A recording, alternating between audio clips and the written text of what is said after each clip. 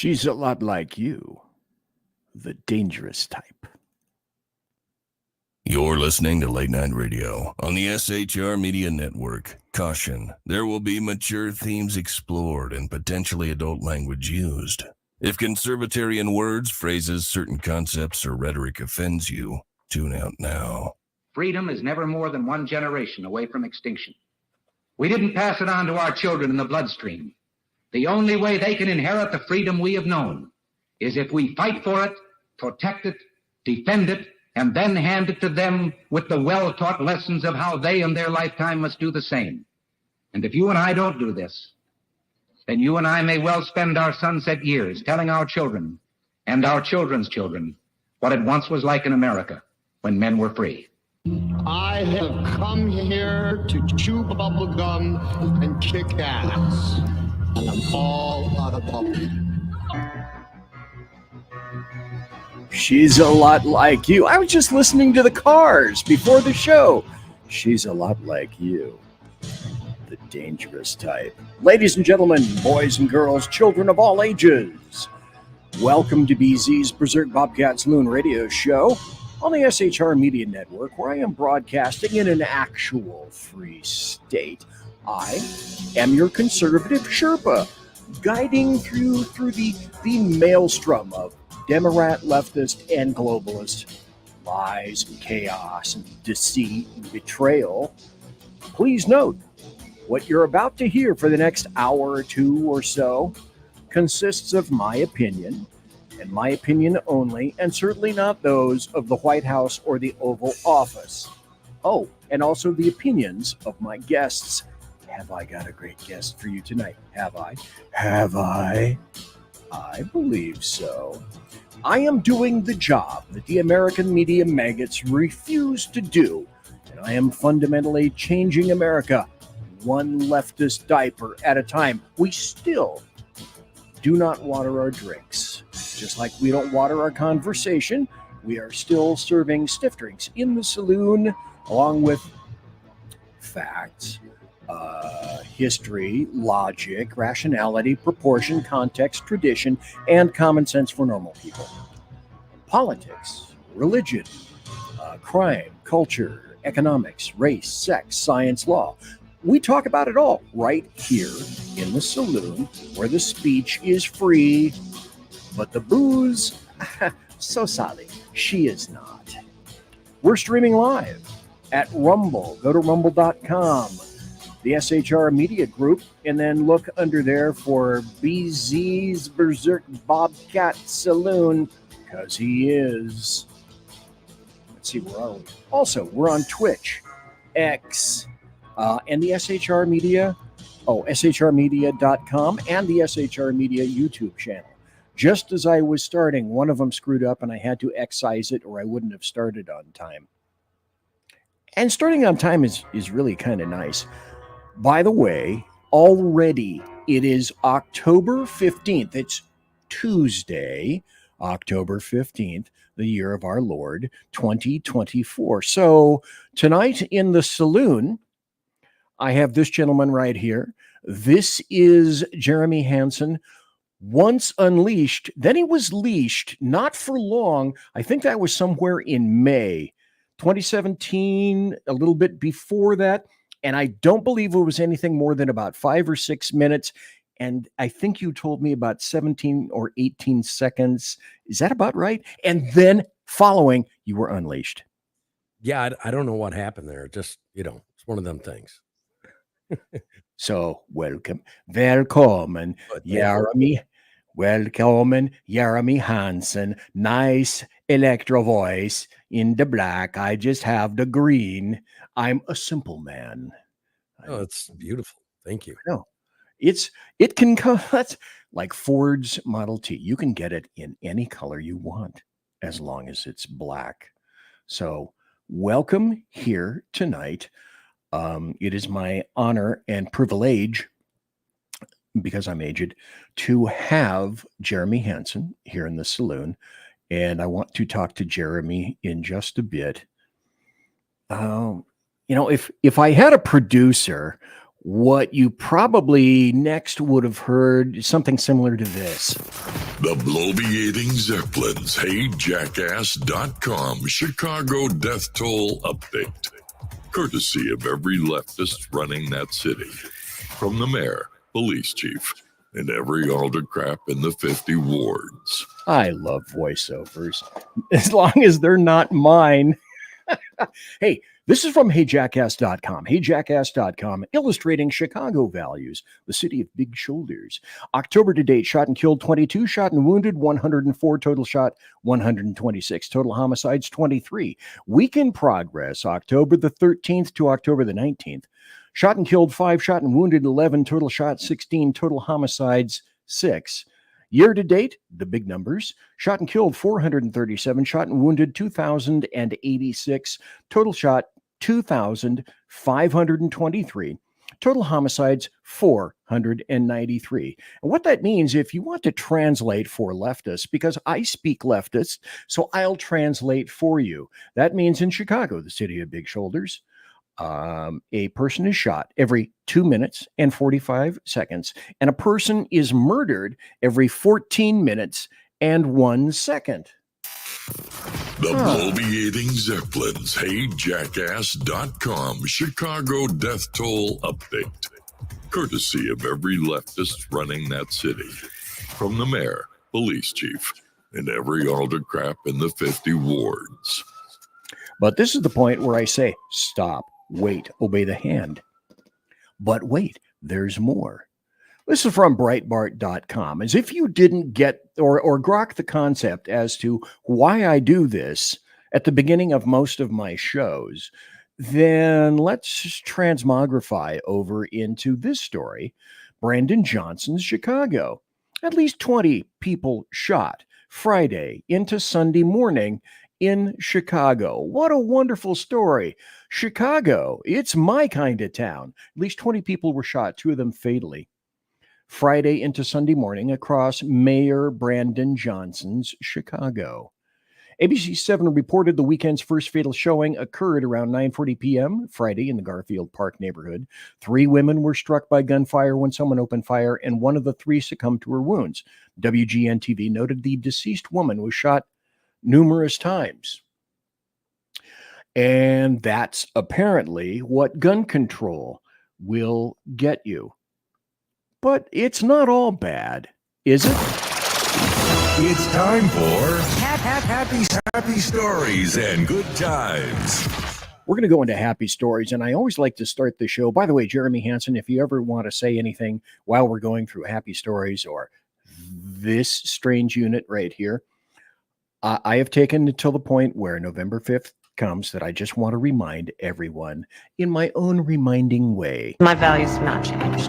Reduce red meat specifically. Yes. The Boston Marathon bomber. They should be able to vote. I think we should have that conversation. Abolish ICE. Yeah. Would you ban offshore drilling? Yes, I'm in favor of banning fracking. I am prepared to pass a Green New Deal. I support a mandatory buyback program. We're not going to treat people who are undocumented cross borders criminals. The idea that more police equals more safety, that's just wrong. Policing, as we know, goes all the way back to slave patrols and that idea. Yeah, you are absolutely right. Where do you stand on defund the police? We need to take a look at these budgets. Do you ban plastic straws? I think we should. 70 to 80% tax rate. I think that's fantastic. Chipping now to the Minnesota Freedom Fund. How dare we speak Merry Christmas? Yeah, I am radical. I do believe that we need to get radical about what we are doing. Yeah, I agree with that. Well, wait, as I am wont to say, there's more.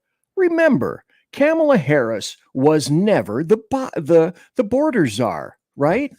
Vice President Harris was not a border czar. No. Meantime, Vice President and border czar Kamala Harris facing some backlash. What he said about Harris and immigration was not true. She was never appointed border czar. And this will be her first visit to the U.S.-Mexico border region since she was appointed as the border czar by President Biden. People going to have to counter the misinformation. You already hear folks talking about the border czar. She wasn't the border czar. President Biden tapped Kamala Harris, Vice President Kamala Harris, to be the border czar.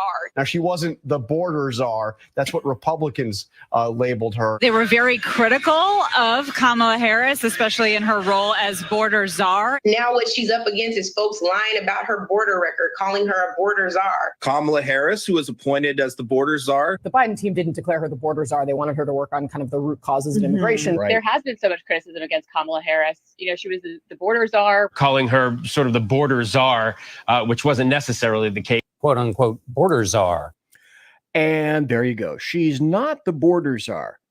Also, in terms of happy stories, there's this.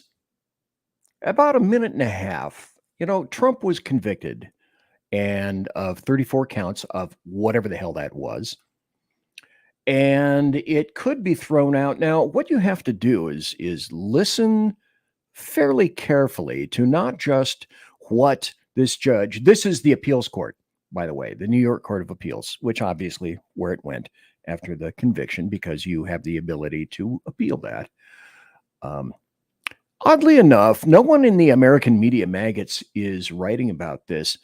Listen to not just the words, but the tenor as well. Underneath all these questions, the question of mission creep has 6312 morphed into something that it was not meant to do. All the defendants repeatedly violated. Ms. Vail, can you identify any previous case in which the Attorney General sued under Executive Law 6312 to upset a private business transaction that was between equally sophisticated partners? And it was using... Sorry, but what's being described sounds an awful lot like a potential commercial dispute between private actors. I mean, you've got two really sophisticated parties in which no one lost any money. The case that you cite involved where there was damage to consumers, damage to the marketplace. You've got a scheme to get unsophisticated consumers to take out home loans. You got a collapse of Lehman Brothers. You don't have anything like that here. And that's something you must address, because there has to be some limitation on what the Attorney General can do in interfering in these private transactions as Justice. Okay, please understand, these are questions that are posed by that New York appellate court. Said that where people don't claim harm. So what is the limiting principle? The immense penalty in this case is troubling. So how do you tether? By the way, there's an excellent summary at the end of this, that if they don't say it, I will. The amount that was assessed by Supreme Court to the harm that was caused here, where the parties left these transactions happy about how things went down. Historical backdrop to this law. How do we draw a line, or at least put up some guardrails to know when the AG is operating well within her admittedly broad sphere of 6312, and when she is going into an area that wasn't intended for her jurisdiction? By the way, what was not covered in this that I want to bring to the forefront at this point is towards the end, the attorneys themselves who were, again, saying before this court that we need to continue with this prosecution. At the conclusion, some of them were indicating, well, I kind of hope that we don't end up getting sanctioned because of all of this. Is that your pretty much your understanding, Jeremy Hanson? Yeah. I mean, they pretty much said that attorneys need to be able to bring this type of thing, and they hope that they would allow them to do that. But I'll tell you, those judges were pissed. They were not happy, and there was multiple parts of this where they were not happy. The attorneys tried to talk away what they were doing and why they were doing it. Multiple times they said, can you give us one case that you can show this has happened to somebody else? Can you give us, giving them a scapegoat, trying to say, please just prove that this wasn't political. And guess what? They couldn't. Well, that's generally because if you're in a court, if you're wearing a black robe, you deal particularly in an appellate court situation upon precedent. So one of the first things that all of the black robed individuals here should have been asking is, where is your precedent? Cite the case. Is it tort? Is it criminal? From what body of law does it originate? And that became kind of an issue. Here's another happy story. Now, I'm one of the first to admit I'm not a father. I'm the dog father, but I'm not a father to actual human beings for a wide litany of reasons that I won't go into right here, although it's an amusing story just in and of itself. But because you're a father, and I know you value men's relationships with children, and I know you value fathers and a good, cohesive, tight family, I found this rather amusing. Now, I'm sure some people will find this startling. There is a number of pieces of precedent for this. One of them from my former state, California, always spell it with a K, with Ellie Nessler. I can go into the Ellie Nessler case. That is a real happy story. From Fox News, Arkansas father arrested after allegedly killing man he found with his missing 14-year-old daughter.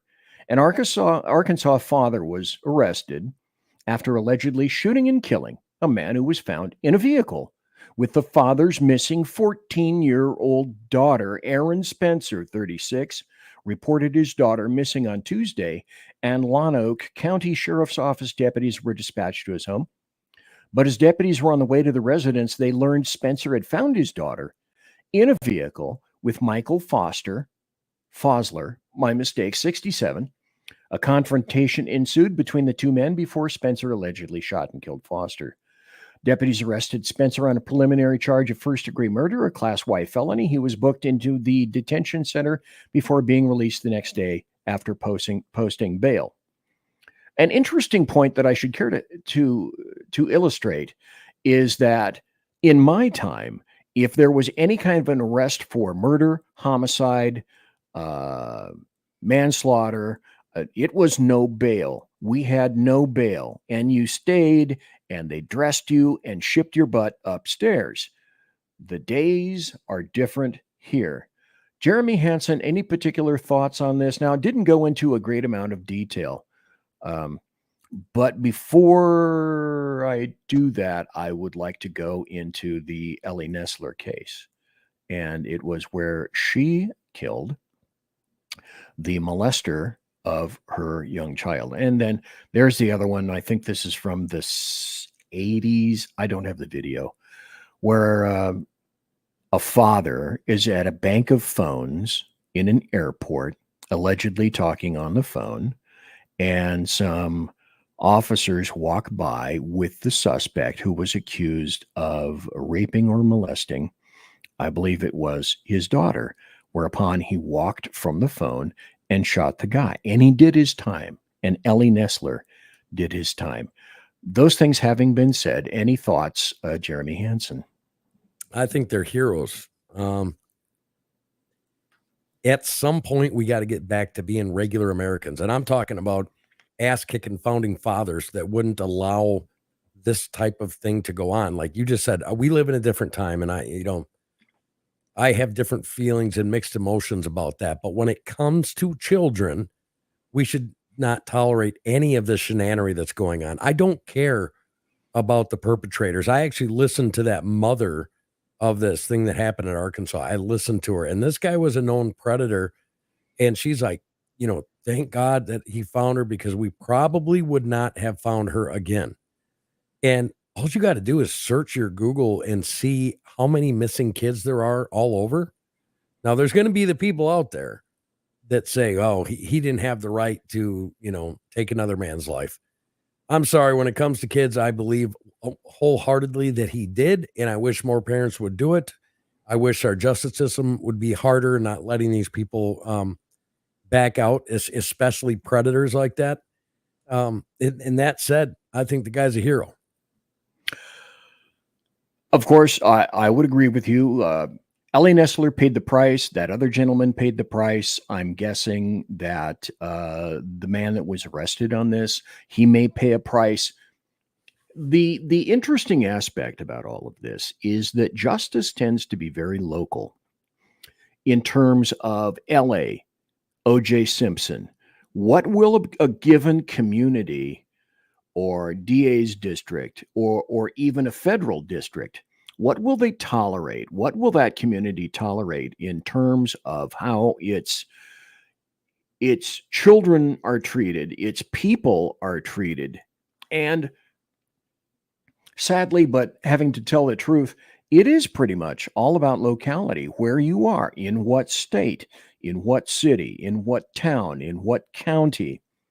And the gradient shouldn't be like that, but I have to be honest.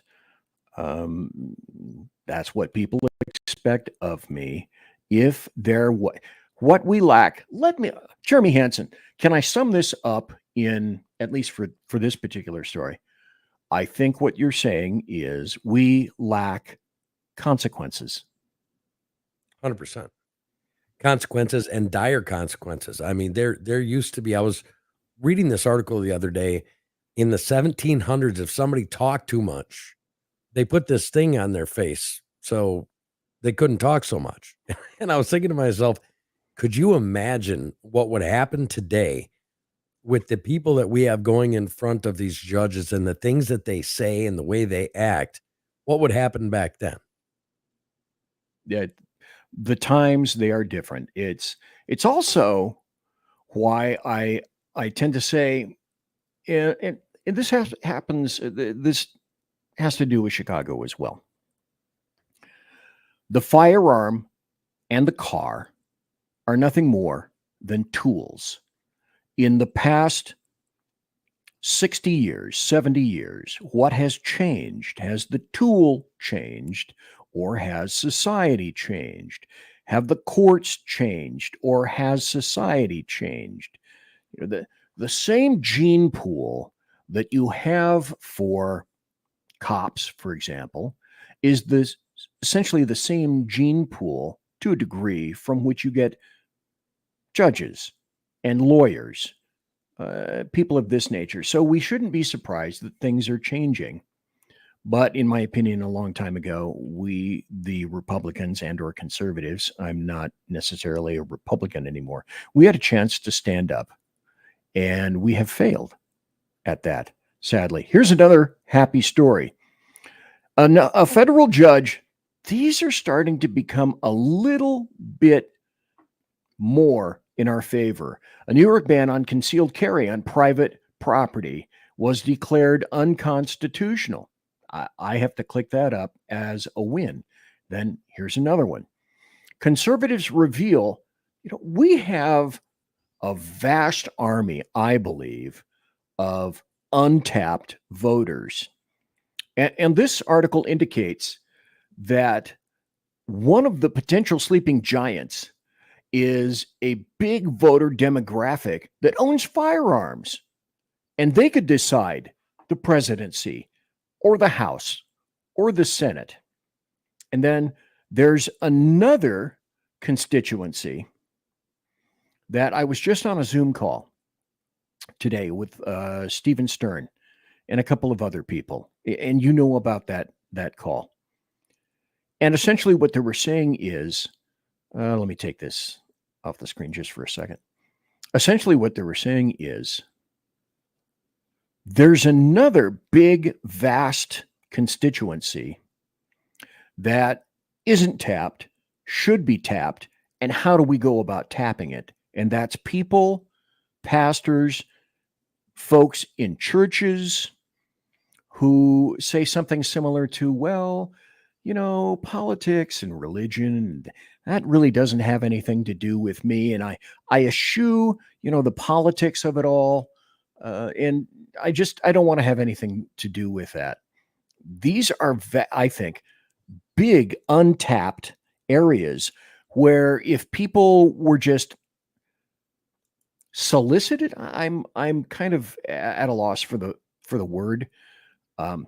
If they were sought after, as President Trump did with so-called minorities, blacks, Asians, Hispanics, he said, why did it take Trump, who isn't a politician really, to say, my tent is wide and large. Everybody come on in. What have you got to lose?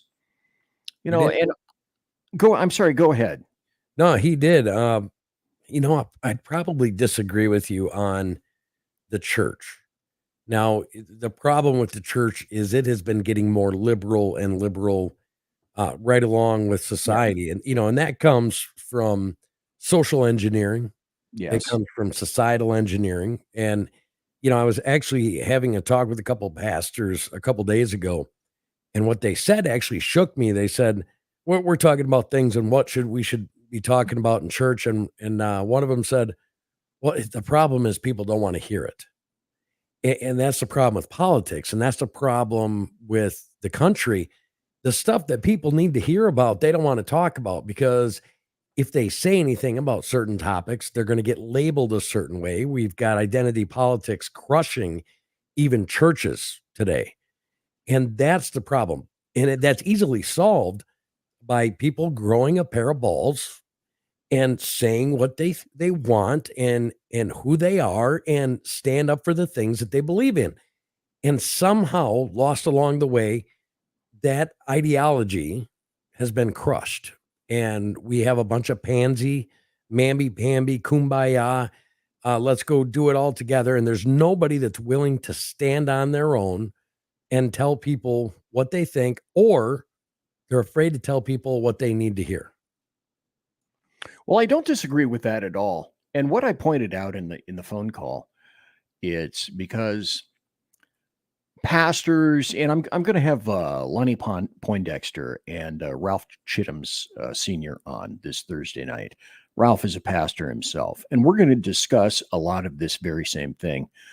But I think it's unfortunate because too many pastors and people who are in positions of leadership in churches think that politics is something that should never be discussed. Well, like you indicated, politics is always interested in religion.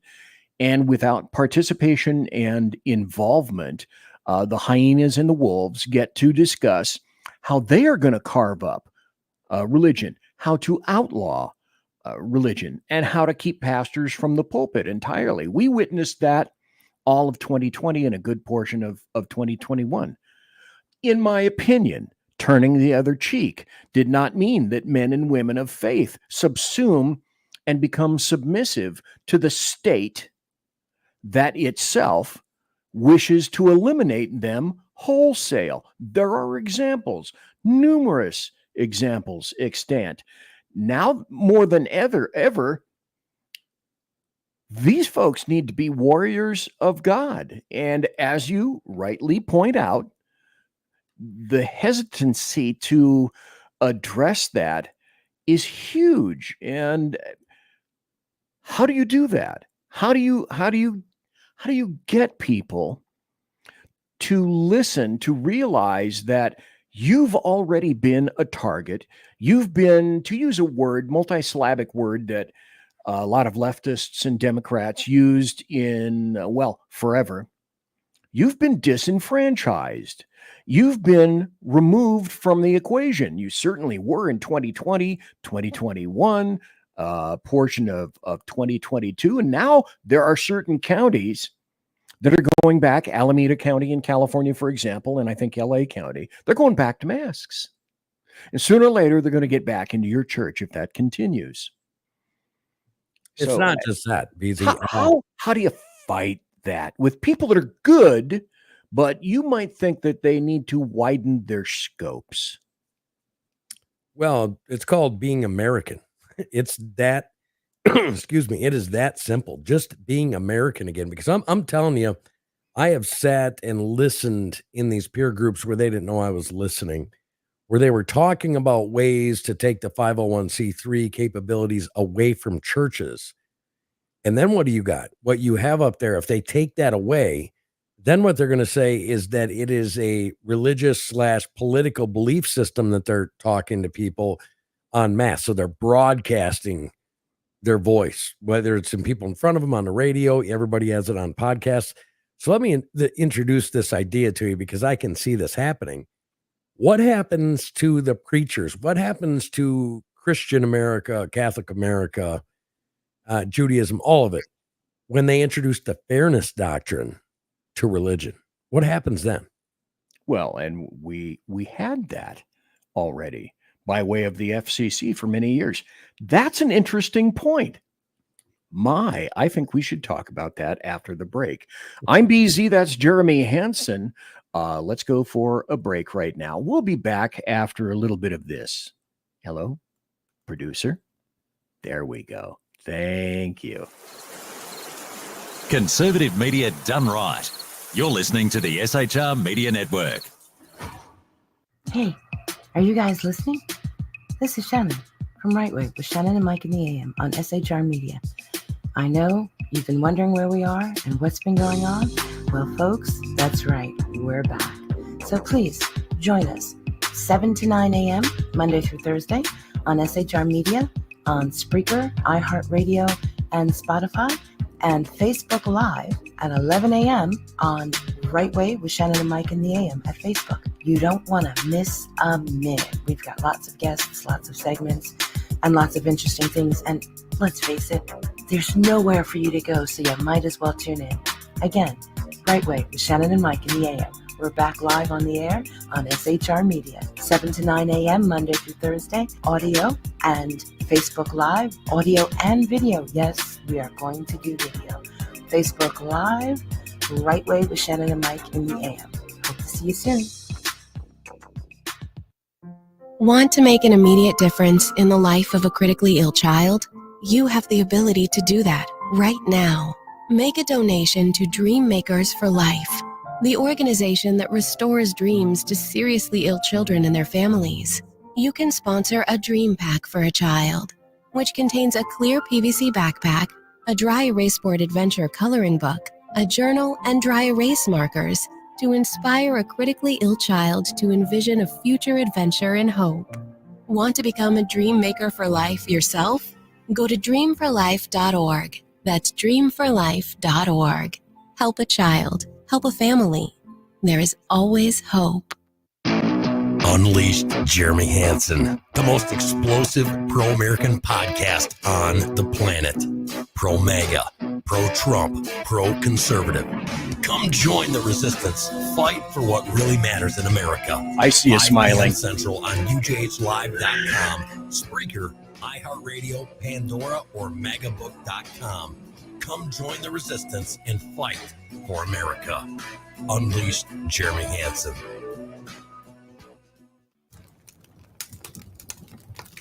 Do you value yourself, your family, your friends? Want to know more about how to survive, thrive, and stay alive in these dynamic times?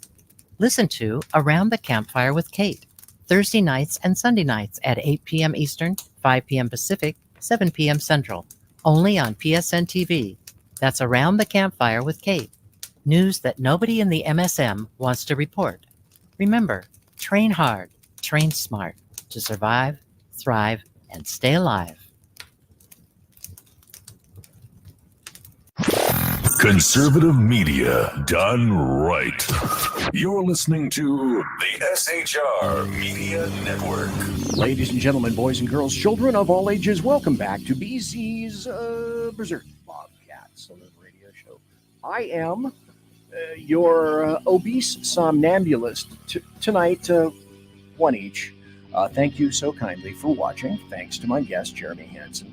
Our palatial, sumptuous, palatial, and resplendent and plush, I forgot plush chat room is awaiting for you. If you just go into Rumble, if you're watching Rumble, go to rumble.com,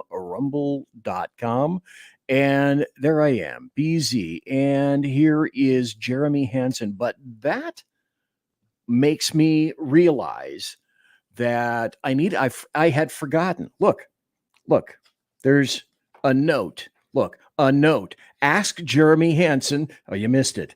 A note, I tell you. Ask Jeremy Hanson about what? About his show, because if I'm not mistaken, you have a show coming up, which will be returning to theaters nationwide. My guess is it'll be returning to 1700, 18, 1900 theaters, starting with Regal and all the way up to the moon, Alice, to the moon. Well, it would be nice if that happened, but I doubt that's going to happen. Oh, damn it, Jim. I've got a lot of content recorded already. But I think I'm shaking rust off a little bit. I think you've got this idea, and you know how this goes. You've got this idea of the way that you want things. Right. Oh, yeah. And if you're a perfectionist and you try to put something subpar out, it actually eats at you, and you think about it every day. You can't get nothing done. And I've been going back through that. I smiled because that's kind of the grit and the feel that I have is from that commercial. I don't even have that commercial anymore, to be honest with you.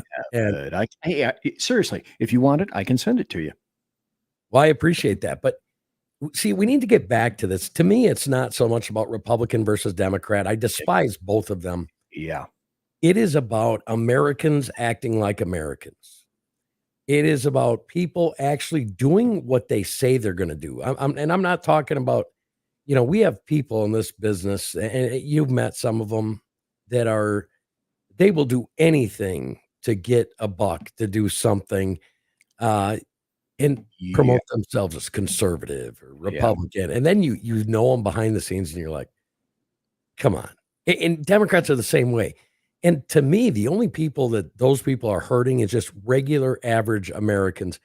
When I'm out looking, and I know you're the same way, BZ, when I'm out just hanging out and I see somebody and I question what they're doing, whether just a normal thing, I don't even think anymore, I wonder if that guy's a Trump supporter, because I don't really give a shit.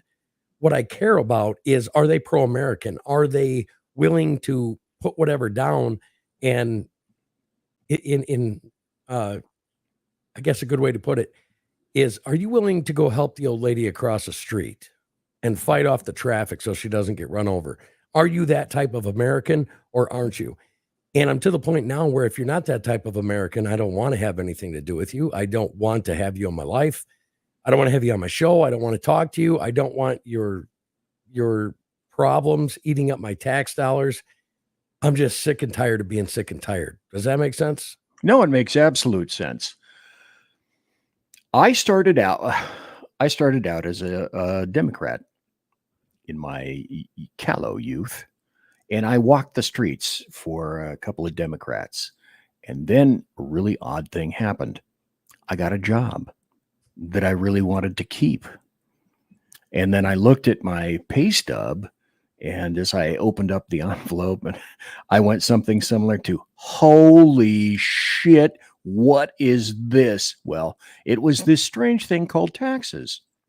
Now, I'd been subject to taxes before, of course, because I'd had a slew of jobs, but they weren't making the money that this kind of stuff was doing.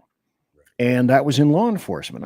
I had so many other jobs that in the 70s, I went everywhere and I saw everyone. And it made me some coin, but I think it probably helped to align me into what it was that I wanted to do with my life, where I wanted to go, and the price that I was going to have to pay steeply if I wanted to go wherever it was that I determined.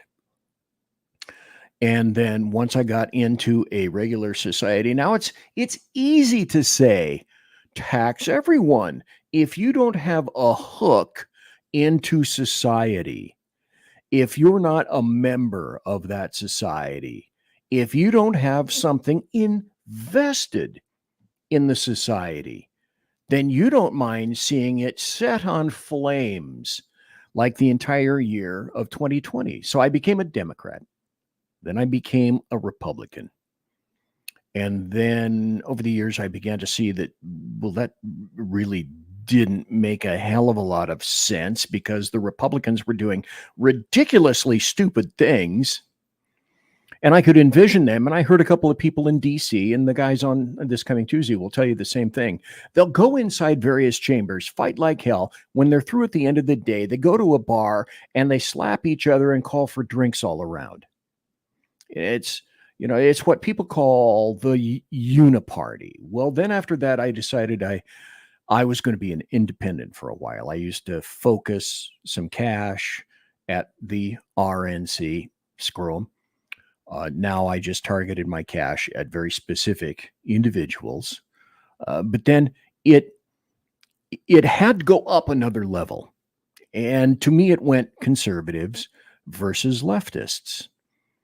And you had a pretty good idea who was a conservative, who was a leftist. And now in my 74 years, I've gotten to the point where I had to go up another level, because I haven't seen crap as stupid as what's occurring right now. Now, basically, I quantify it as okay. Let's do the umbrella thing. Let's open the tent. Let's realize what's truly going on. And I believe it is good versus evil.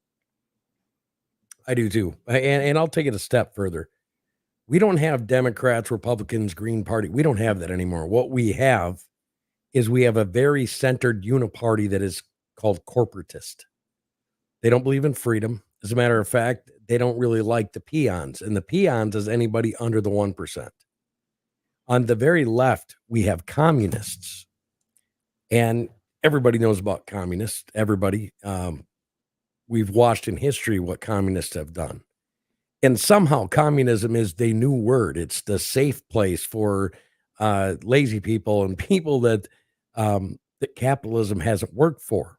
So you got your corporatists in the middle, you have your communists on the left, and then on the right, you have free market capitalists.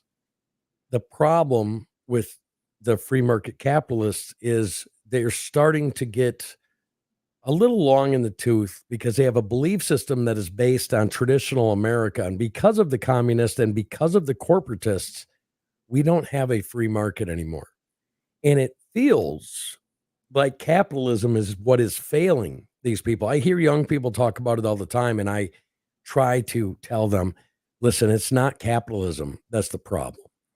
It is not a representative republic that's the problem.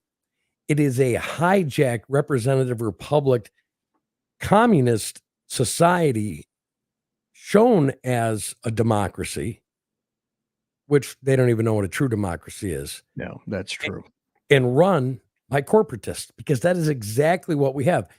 If you were to describe to me, BZ, right now, a Democrat, if you explain to me what a JFK Democrat was, or at least the average thoughts of the average Democrat back in JFK's day, and then you told me what Democrats were today, if you were to tell me what do they stand on, could you tell me?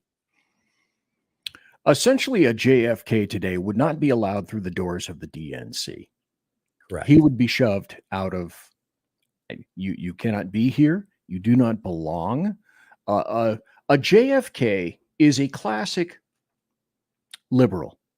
I had, and that's why I don't use the word liberal anymore, because A, no one knows what it is, and B, very few people are actually applicable to that. Correct. Now, a liberal is someone who believes in a strong country.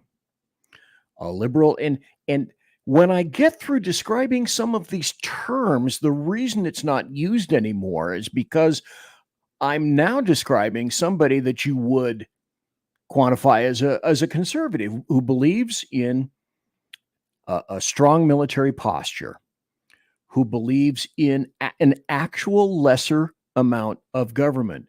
Shock of shocks. How could that possibly be? Well, again, they're Dennis Prager. I used this on the show. If I knew you were going there, mister, I would have played this video. But it illustrates in 2 minutes what a classic liberal is. And with all the various high points, today you would look at that and say, oh, you're describing a conservative. There was a time when there were liberals and Republicans, and the word leftist really wasn't in the lexicon at the time. And I remember a time when a leftist was considered a fascist. Oh, yeah, exactly. The people, the ones who are now embraced by leftists, who have essentially hijacked the party, which is really interesting.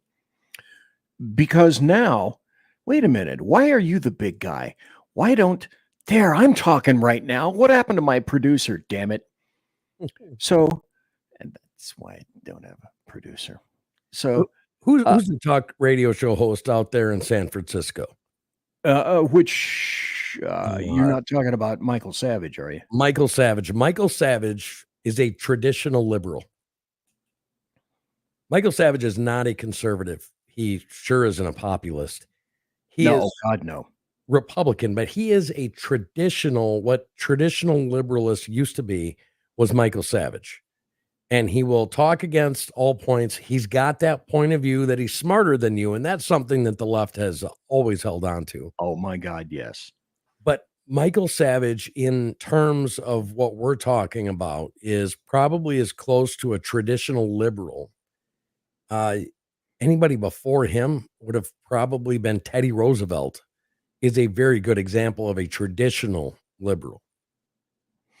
Like I say, I wish I'd known that we were going to go here in the conversation, because it really would be worth it. Maybe, you know what? Maybe next time you're on, I will play this. It's a short, folks, if you haven't gone to Prager University, PragerU, it's got some great short minute, 2-minute, 3-minute videos by all sorts of accomplished professionals, educators, scholars, who illustrate many of these issues for us, many of these labels, and do a great job, better than I, of trying to describe something that I've been seeing for years and years and years and years. And of course, leftists would say that, oh, well, we've been hijacked. The Republicans have been hijacked. Well, the only hijacking that goes is when, how do I say this? We conservatives found our voice in a little fuzzball in the 80s. And when he went to KFBK, where I used to broadcast in the 70s, he started a movement that once he got rolling, he never really said anymore. But what he did at the beginning was say, I have given a voice. And then the callers would come in and say, you have given a voice to me at a point where I had no voice. And I didn't realize so many people were like me. So many people felt like me. So many people had my thoughts. So many people, you represent all of the people that I wanted to be out there, but I really wasn't sure of it. And then once that cute little fuzzball got rolling, then the pushback began, because he got a microphone and people listened to him in quantities so vast that in radio, it had never before been experienced. You remember Air America, Jeremy Hanson? Yes. Air America was the attempt to get a network to combat all of the horrible stuff that just that one guy, that Rush Limbaugh, was being able to get away with. And Air America tanked. And it's simply because it wasn't supported. And it wasn't supported because leftists don't do that. Not on the air. They do on the TV because it's rife with them. And that's when we got a voice. We gave those people, began to realize there's a country that I hoped was here that is now here. And the biggest thing that I took away from Rush Limbaugh, and that I wanted to emulate, and I said for a while, and perhaps I should be saying more of this, is, did you ever not go to a Rush Limbaugh program and listen to it, and then later watch it, perhaps, and at the conclusion or in the middle of it somewhere think, well, by God, it's not that bad. And there are a lot of good, positive things out there. But it's a fight. It's a philosophical fight. It's not just Republican and Democrat, as you say, as you indicate, Jeremy Hanson. You got to take it up some levels. You do. And you got to realize where we've been in concert with where we are now and where we're going. We have to stop where we're going. Right. You know, I don't know. I used to love listening to Rush Limbaugh. You know, wisdom borrowed by God. It was yeah, talent on loan from God. He was just so good. But you know, I listened to him talk to other people or talk about other people. And another one that really gets to me is Paul Harvey. Oh my God. Because Paul Harvey he wasn't Republican, he wasn't Democrat, he was American. And every time he spoke, he was speaking to all Americans. And there's a difference in America today. There is no, well, just come to me as American. There's, I want you to come to me as a Black American, or I want you to come to me as a white American, or I want you to come to me as left, right? Paul Harvey just spoke to Americans. And I don't think we really have our country back until we can start doing that again. We've become too diverse, too diversified. Value has been placed on being diverse. I'm going to reveal my age. There was a time when you would see, and part of this is the responsibility of society. Part of this is the responsibility of technology. And part of this is the responsibility of the nature of human beings, is to push every damned envelope everywhere, every day, whenever we can. But there was a time, and people say, oh, you fat, obnoxious piece of crap. Those were the worst times for some of the people that are that wish that they could not relive those times again. Right. For, I don't know, minorities, blacks, Asians, etc. Except that back then, American blacks had a nuclear family, and they got jobs, and they started businesses. And it wasn't until the 1960s with Lyndon Johnson's Great Society that the striations began to actually occur. And because the divisiveness paid off. There was money involved. But there was a time when you would sit around a TV, or 20s, 30s, 40s. You'd sit around a radio. The entire family sat down to dinner. They'd sit around a radio. Perhaps at the end of the day, they'd watch TV, and they watched Walter Cronkite. And there was a massive unity, the likes of which doesn't really exist anymore. And when I say that I'm trying to get those days back, the unity that you and I think, are talking about is a consciousness, a centered consciousness, where we share certain values.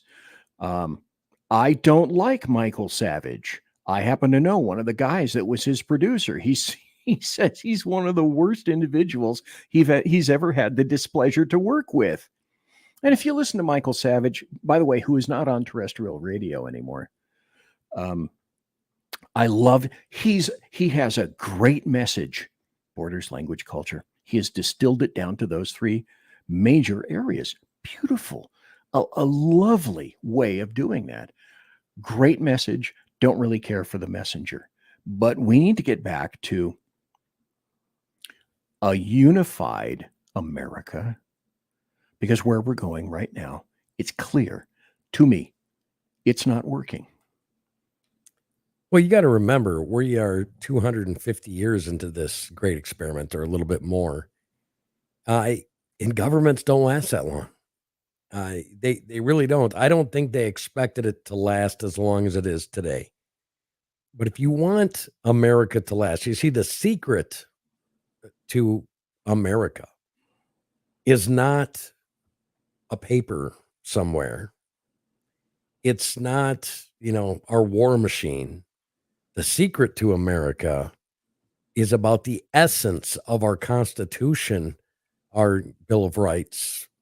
It's the essence of the belief of the people that together, as a union, coming together, we can make a better and more perfect union. That is the essence of America. And what I see today, BZ, are these people that are trying to destroy the union. I was thinking about this just last week.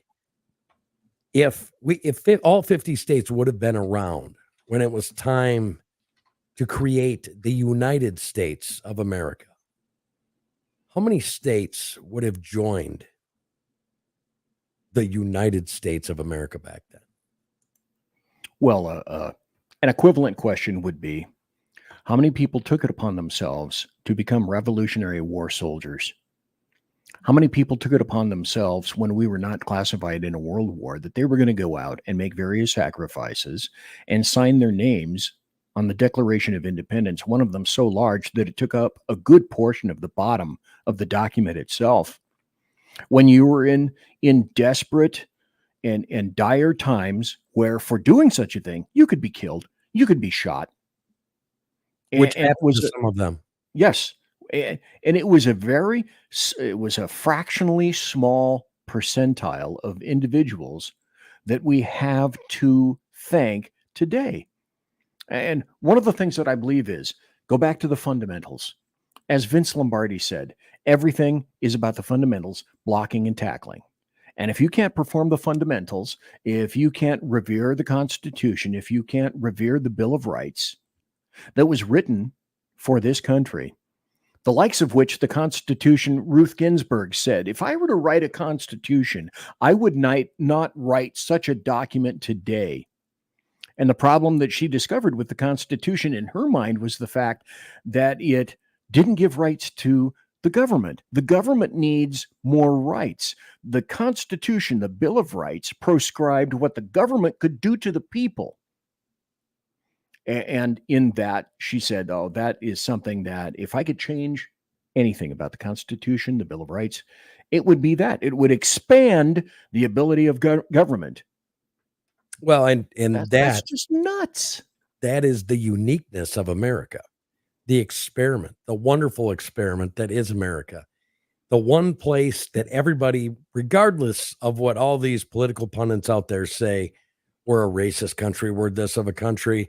We've never been perfect. We never will be perfect, but we are still the one place in the world that has a shining light of at least a glimmer of freedom, the glimmer of being able to create a success story for your family and the lineage that's behind you. That is the promise of America, and that's why everybody wants to be here. One thing, and I understand people are tired. They're tired on any number of levels. They're tired of being bombarded. They're tired of trying to cope with family stress. They're tired of trying to keep a job together. They're tired of going to the grocery store, to the gas station, and seeing prices that constantly skyrocket. They're tired of, though some of them may say we need more, when they look at their paychecks, their taxes are expanding, but their ability to take home a larger paycheck is not. Some of these things they're shooting themselves in the foot. Now, if you want a $25 or a $30 wage, for example, some of these things are not sustainable. But much of what leftists want is completely unsustainable. You can't look, for example, I got about 2 minutes to go. Then we're going to go to the top of the hour break. But I do want to mention this. There was a point where George Bush achieved the holy triumvirate, where he was installed in the White House. We held the Senate and the House.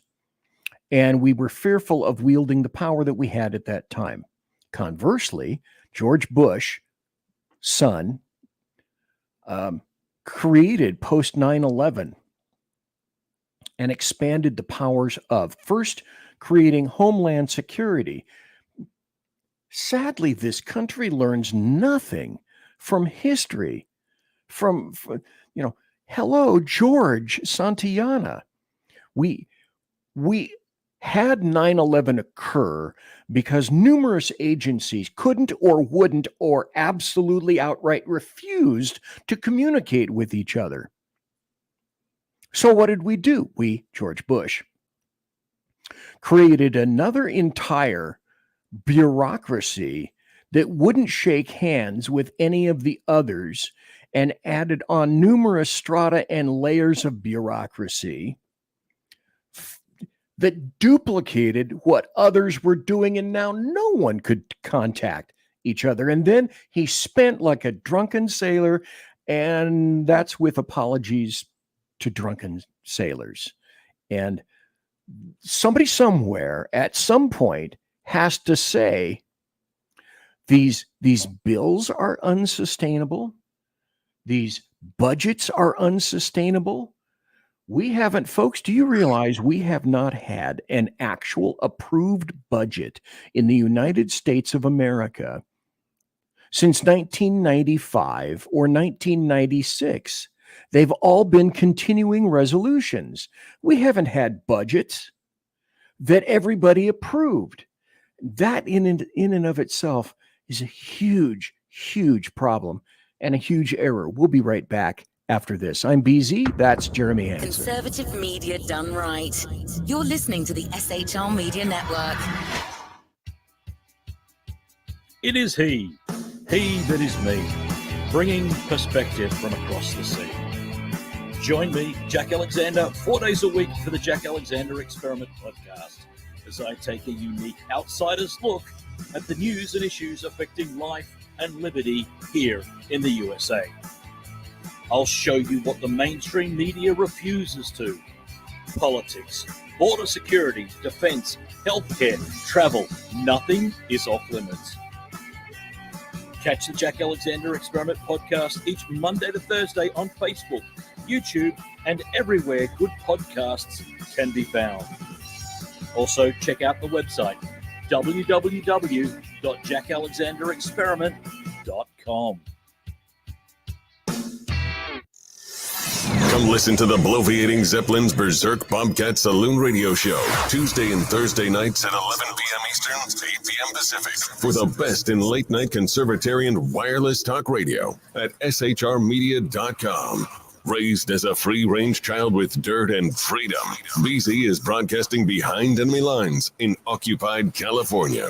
Jump into our plush, sumptuous, palatial, and resplendent chat room at shrmedia.com. Now, with 18% more umbrage and 20% more bulbosity than previous shows, and with delicious Liberty additives. Remember, BZ realizes that with great beard comes great responsibility. No chinchillas were harmed, embarrassed, or the focus of any sarcasm whatsoever in the making of this ad. It's your business diva here, Melanie Collette. I am inviting you to a front row seat as I discuss some of the most intriguing details of wealth and finance with today's movers and shakers in the world of business. Listen in and discover financial truths on a global, domestic, and household scale. Uncover topics that will impact your wallet today and in the future. Money Talk with Melanie airs Monday through Friday, 5 p.m. East, 2 p.m. West, right here on SHR Media and High Plains Pundit Talk Radio. You can't afford to miss it. After 6 years covering terror and corruption, the Unpleasant Blind Guy is making a change. I'm Dave Milner. Join me on Spreaker and YouTube through SHR Media and on the Western Free Radio Network as I team up with Jeff Mitchell, host of the English Defense League radio show on blogtalkradio.com. Check show pages for airtimes. It's the Unpleasant Blind Guy. On EDL Radio. There's no surrender, ever. Because truth is not always pleasant. Conservative media done right. You're listening to the SHR Media Network. Welcome back. I am BZ. It's the second hour. It's 9:04 in on the Pacific. It is 11:04 Central, and it is, oh my gosh, it's midnight 04 on the East Coast, and it's 1749.723 subgrowth cluster 4, paragraph 4, drawer 4 under the dead rat. I tried to clean it up, but in Bolivian time, I could never understand Bolivian time. By the way, I am BZ, one each. I am your conservative Sherpa. I am guiding you through all the tumultuous times of leftists and Democrats and globalists in their lies and their deceits and their betrayal. And tonight with me, I have an exquisite guest. This happens to be Jeremy Hanson. Hi, Jeremy. Wave to the show. Wave to the folks. Hi. There we go. And I really like that conservative Sherpa. I've never heard that one before. That's good though. Oh, okay. Well, thank you very much. It's what I thought about myself. What am I? Well, I'm a conservative Sherpa. My job is to guide you through all the pitfalls provided and all the pits filled with punji sticks and stakes meant to kill you and slash you and exsanguinate you, and I can guide you around a lot of this stuff. And I finally figured out, you know what? That's my job, to try to guide people, and also, as I indicated in the first hour, try to provide everybody with a sense of all is not lost. A great deal of this stuff is turning around, but you cannot afford to take anything at all for granted. Do not think of anything as a red wave or a red tsunami or we got this in the bag. We don't have cat crap in a bag. And if we do, somebody's going to put it on the porch and light it on fire and wait for you to come out and stamp it out. Facts. So I would even now they're saying that the black male vote as of right now is 37%. It has never been that high for a Republican ever.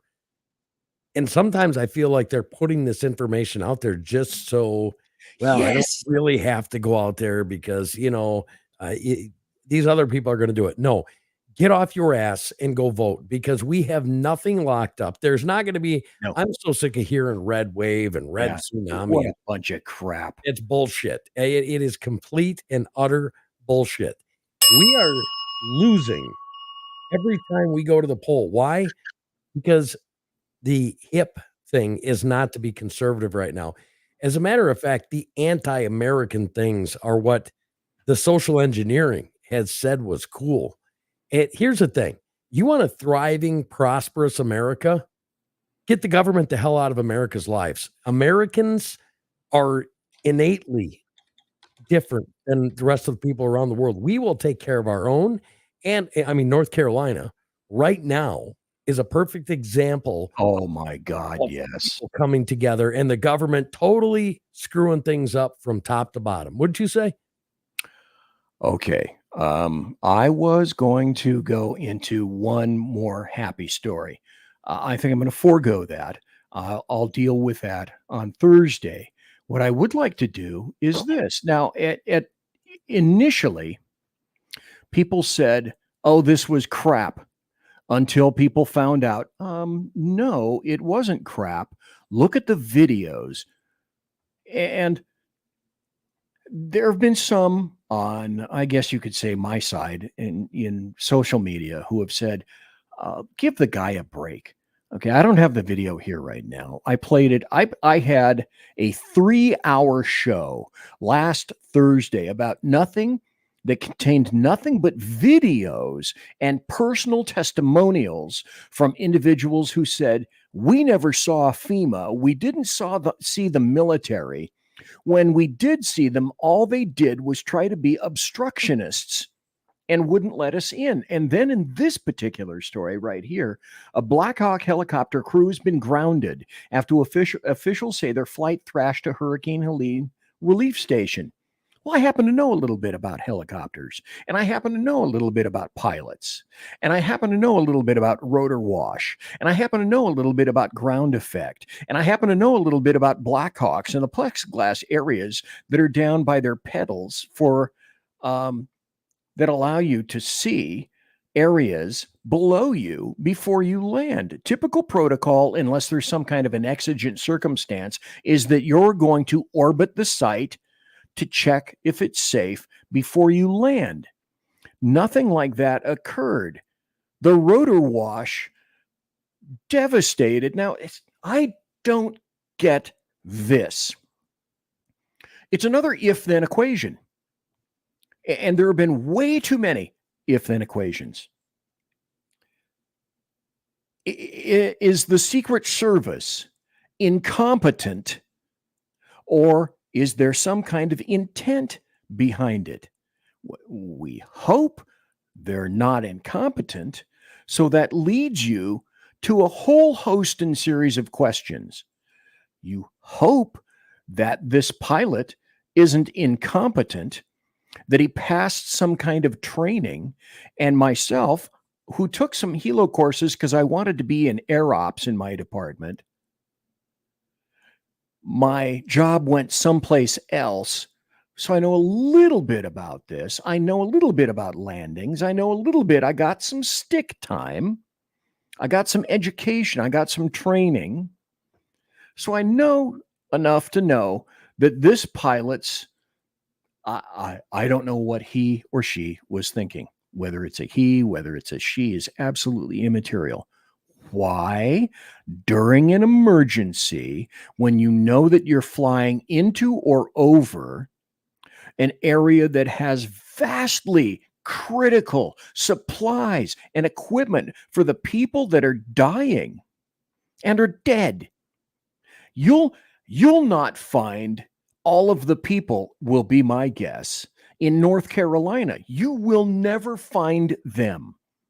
Many of them, I would wager, are under 2 to 3 to 4 feet of mud and sticks and rocks and trees and brush, and you will never recover those bodies. With that in mind, why would a certain individual what possessed you when you know better, or you're absolutely brain-glazingly, stultifyingly incompetent? Why? Yes, they are. Sean Streich says they're military. Yes, they are. Why would you do that? Because you have to be sufficiently facile to get that sucker up in the air, and you know what that helicopter's rotor wash is going to do, and you know how to keep a helicopter in ground effect.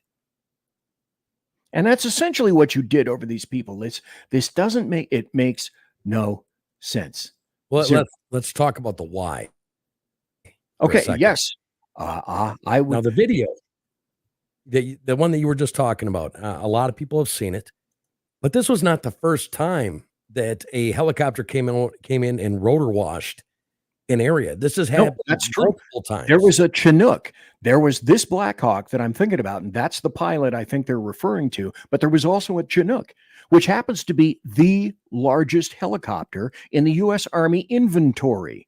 2 blades, high horsepower. And you're going to tell me you don't know what's going to happen when you begin to place that into ground effect, or even above true ground effect. Each helicopter is different.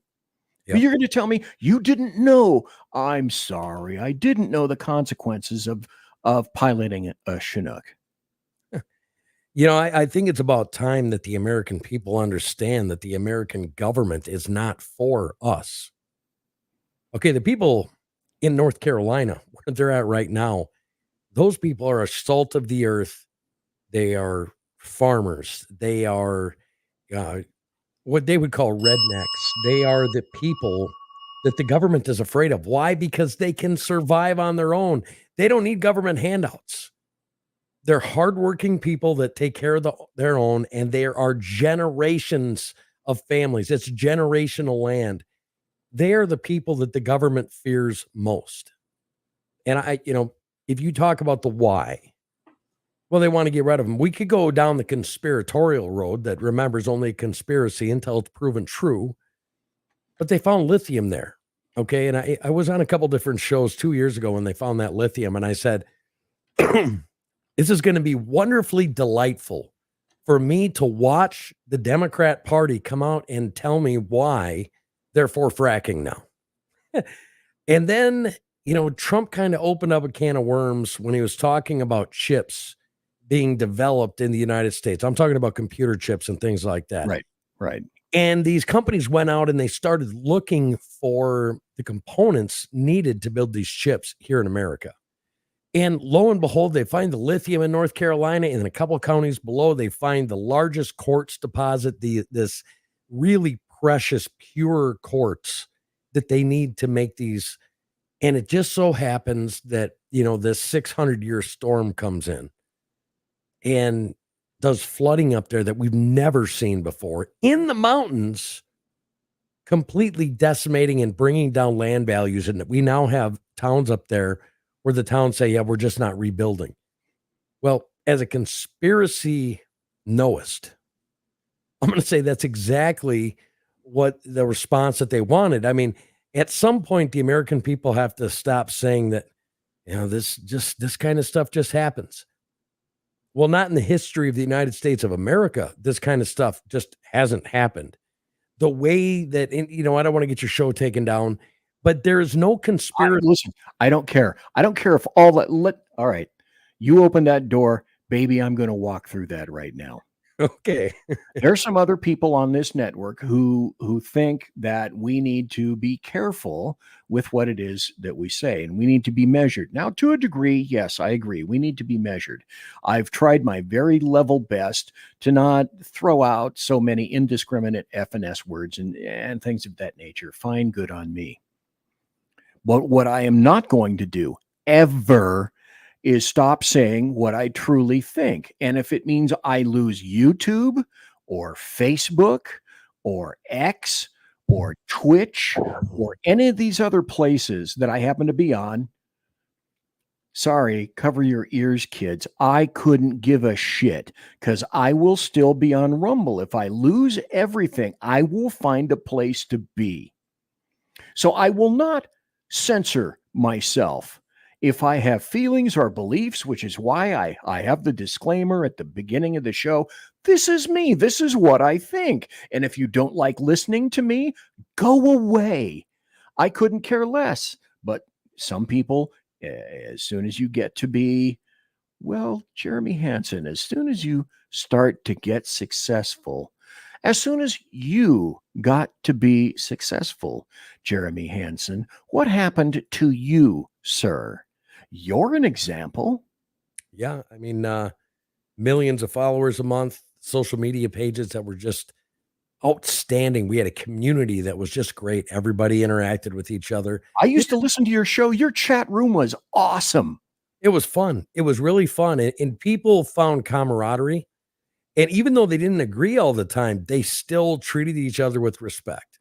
And I thought it was awesome. And, we were taken down. And the funny part is the excuse that YouTube used, and, I'm talking about a couple channels with over 1 million people on YouTube.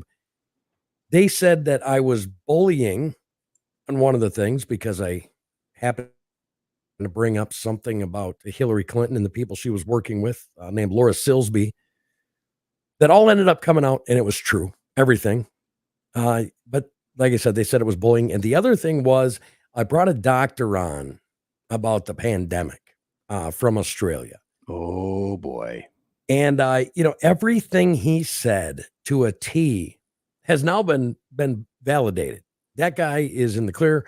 But it doesn't help me. I never got my channels back, and it is what it is. So the next bandwagon I want to jump on here is weather modification. Okay. If you are somebody that does not follow science, if you are somebody that doesn't search this stuff out or research it, you have no business telling somebody else that has researched this what they should say. And I'm going to tell you this, it will take you about 10 minutes to find accredited scientists, physicists, and biologists that have worked for the CIA, that have worked for the American military, that have worked for different government agencies, and they will tell you that there is 6 effective ways to use weather modification right now.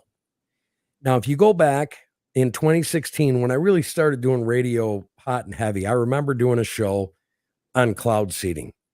And I got laughed out of the building because cloud seeding was a conspiracy. Put on your tinfoil hat. Well, it was very shortly after that in 2018, in one of the dumps that Trump had, they talked about the American government paying a company in Texas for cloud seeding back in 1984. Then all this stuff started coming out. So now the conspiracy is not any longer, does weather modification exist? Because we can do it with radio waves. We can do it with chemicals. We can do it with different frequencies. There's all these different things. They've proven they can do it. And as a matter of fact, they've done it in 1950s. They changed some weather. That's when they were trying this stuff out. So that is no longer a conspiracy. It happens. The conspiracy is the people that have the ability to do this, are they malevolent or are they benevolent? And that's literally the conspiracy. And I guess it's just the way my brain works, says, if you're the type of person that is going to change something that God is in control of, and you're trying to do that, how can you even ask yourself if it's malevolent or benevolent who has it? Because that's the true conspiracy now. It's not whether or not we can do this. You know what I'm saying, BZ? Yeah, I know exactly what you're saying. There was a time when rational thinking human beings couldn't even conjure the kinds of places and the paths that we're traveling today. As I am wont to say, I have been dragged kicking and screaming into being a conspiracy theorist because most of the conspiracies that I began to examine thoroughly were in fact proven not to be conspiracies. And it got to the point, as you indicated, Jeremy Hanson, during 2020, you couldn't even ask questions. Question nothing. And then we discovered, oh, by the way, I got kicked off Twitter because I talked about Hunter Biden's laptop, completely excised from Twitter. And then the 51 intelligence professionals who signed a letter about that, well, that was crap. That was a lie. And then each successive piece of history, or what people are attempting to force feed us, is turning out to be unmitigated. We are being mushroomed. It's dark. They're kind of growing us a little bit, but they're feeding us crap at night in the dark. And oddly enough, Jeremy Hanson, as you were talking, you can't believe half this crap that Jeremy Hanson is saying. Weather modification? Who the hell would want to modify weather? And to what end? For what reason? Well, lithium, rains, storms, money. What happens if there are no people there to object to a new mine, a new source? Lahaina. I was in Lahaina. Lahaina's properties were staggeringly, little teeny homes were worth amazing amounts of money, and they're gone, and they're going to rebuild. But weather modification, that's a step too far. No one in their right mind would do that, would they, Jeremy Hanson? Especially Bill Gates. He wouldn't do that. The Bill Gates venture aims to spray dust into the atmosphere to block the sun. Blocking the sun. Well, let's see. What revered species love the sun? Oh, plant life would be one.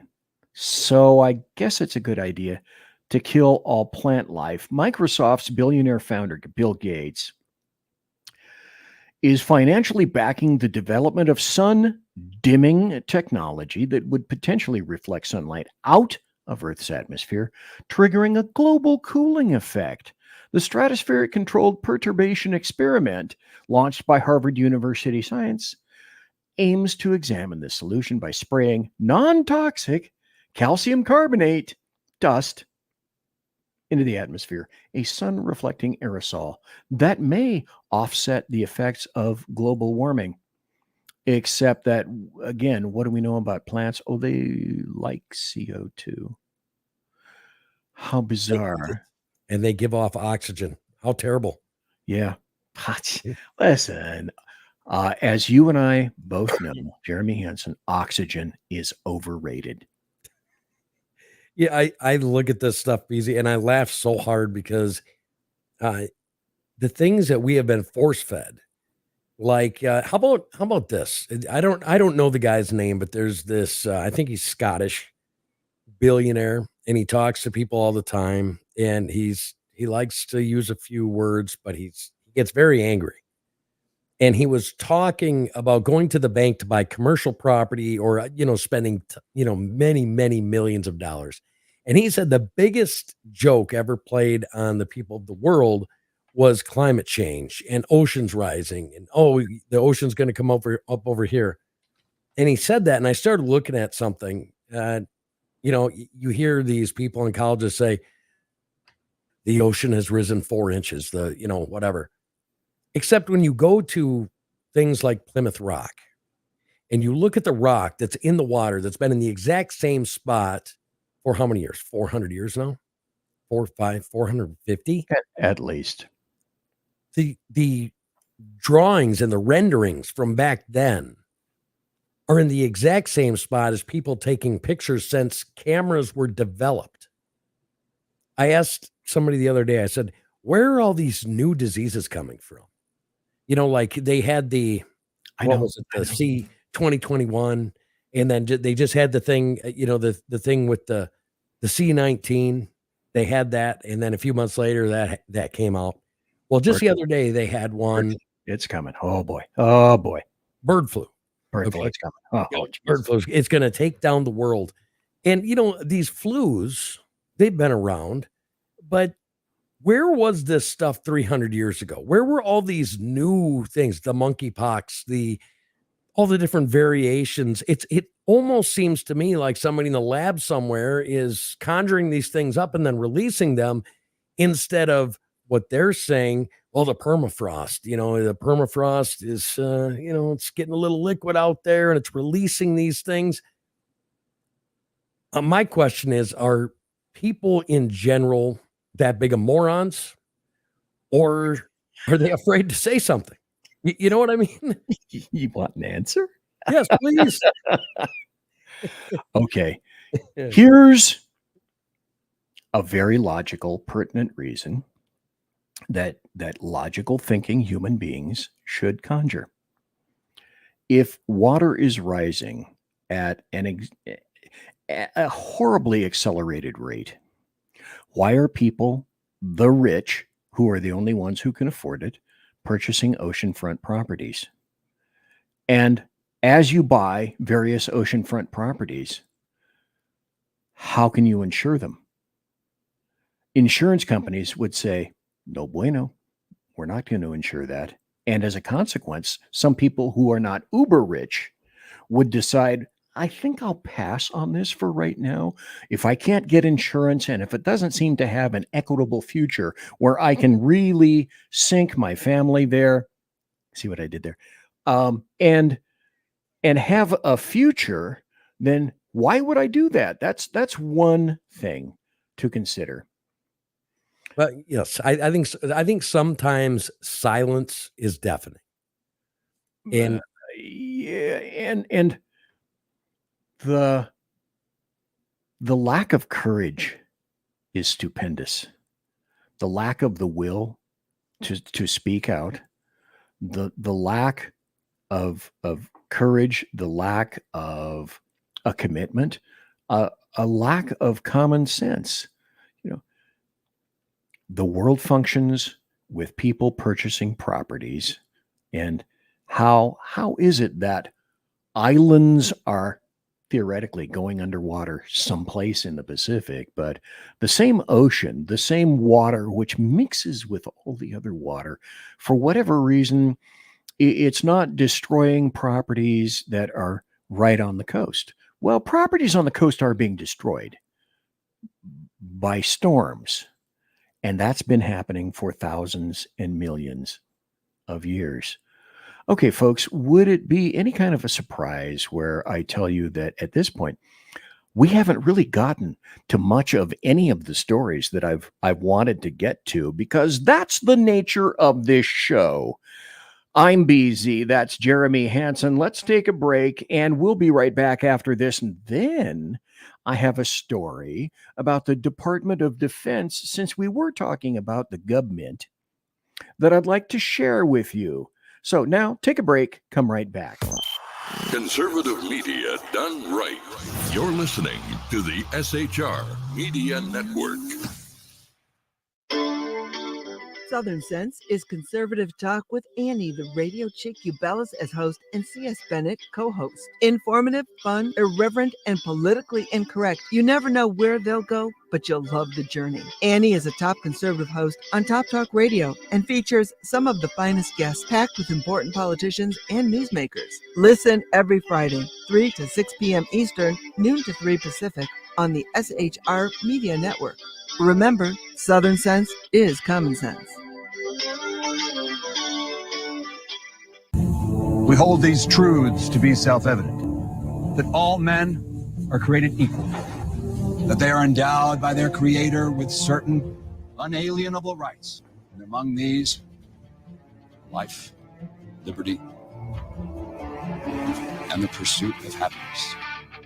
Hi, this is Eric Thompson. Please check out my new weekend review show, For Liberty's Sake, Saturday mornings, 10 a.m. Pacific time.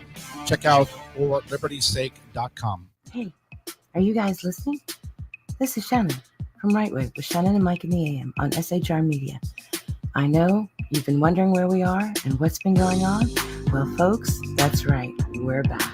So please join us 7 to 9 a.m. Monday through Thursday on SHR Media, on Spreaker, iHeartRadio, and Spotify, and Facebook Live at 11 a.m. on Right Way with Shannon and Mike in the AM at Facebook. You don't want to miss a minute. We've got lots of guests, lots of segments, and lots of interesting things. And let's face it, there's nowhere for you to go, so you might as well tune in. Again, Right Way with Shannon and Mike in the AM. We're back live on the air on SHR Media, 7 to 9 a.m. Monday through Thursday, audio and Facebook Live, audio and video. Yes, we are going to do video. Facebook Live, Right Way with Shannon and Mike in the AM. Hope to see you soon. Conservative media done right. You're listening to the SHR Media Network. And folks, I'm BZ. Welcome back to the show. Oh my gosh, I forgot to put this up since it is the final portion. Oh, that's not the right one. That's this one. Last call for alcohol. So if you didn't hit the electric winkle chamber or order your final drink, shame on you. You knew what was coming. You knew I wrap up in about, after the second hour. Tonight we're speaking to Jeremy Hanson. And there he is. And I told everyone, including Jeremy, that I had something that I'd like to remind everyone on. And I've had people in social media already tell me, oh, BZ, this isn't new. This is something that's occurred for quite some time. And it's much ado about nothing. This has been the same way. It's been this way for years for the DOD. Well, what am I talking about? To what am I referring? And that's this. The DOD basically, with the stroke of a pen, quietly, because you're not supposed to know about this. And of course, the American media maggots didn't say and haven't said a thing about this. They've codified the right to use lethal force against Americans, against its own citizens. This is Directive 5240.01. The military, which is an entity designed to fight foreign people, invaders, enemies, now manages to turn its deadly gaze inwards and poised to act with deadly precision with the inevitable, well, some people say the inevitable clash of wills occurs between essentially the government and the citizens themselves. And others are others are saying, well, that's a self-fulfilling prophecy. If you keep talking about it, then that means you want it to occur. No, what I'm telling people is be awake, be aware. If you can't see that some things are by design, that some things have a certain amount of responsibility to attached. So the state has and has always been arming itself against you. When I was range master with the Sacramento Sheriff's Department, we had an entity that would come down and use range time. These people were armed. This is in 2001, 2002, 2003. Well, BZ, who are you talking about that came down armed in the state of California? Always spell it with a K. The dental board had police that were armed and wanted to use my range. And they did. And they would come down and qualify. So when you think this stuff can't happen, that it's impossible, that your government loves you, you might want to rethink that. When the state moves in quiet, codified silence, in a massively opaque way, that's where you should, all the bells and whistles should start going off.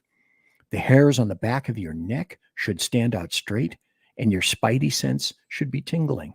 BZ, this is an old thing. This is something that you're making a big deal out of nothing. DoD Directive 5240.01. DoD intelligence and intelligence-related activities, and DI, Defense and Intelligence Component assistance to law enforcement agencies and other civil authorities.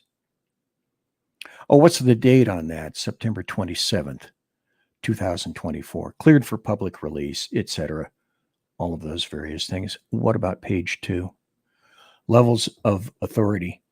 Defense intelligence components may provide personnel to assist a federal department or an agency, including a federal law enforcement agency or a state or a local law enforcement agency when lives are in danger, in response to a request for such assistance in accordance with the following approval authorities. Stop. Wait. Then, if another if-then equation. If this is true, then why didn't the federal government assist the federal government when the federal government was under continuous assault in Portland in the entire year of 2020 at the federal courthouse? And officers were maimed and blinded, and many, many of them were injured. They didn't pull that out for riots, because there are two kinds of riots, folks. There's good riots and bad riots. Good riots are from leftists.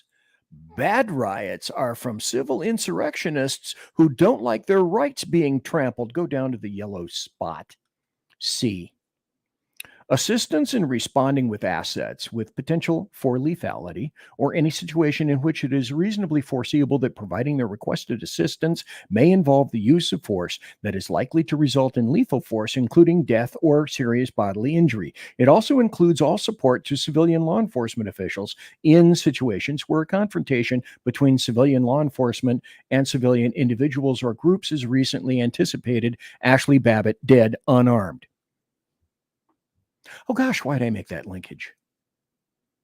I want you to see and understand what is going on with your federal government. This is nothing new. I didn't create that document. Last Tuesday night, I had 3 hours of videos, and what I said as an introduction to that entire 3-hour show, which was lined and festooned with nothing but personal testimonials and videos taken of the situation in flux occurring at those moments. I didn't put those words into those people's heads. I wasn't on scene. I wasn't on any of those in any of those states. All I did was take video evidence of what occurred, what didn't occur, and what the people that were on those sites had to say. I didn't tell them, and there's no way that my little pointy head could infuse evil, nasty, anti-government thoughts into all of those people. It just didn't occur. But you have to understand, you have to have an understanding of what is happening. I want to say something about that, because you're exactly right.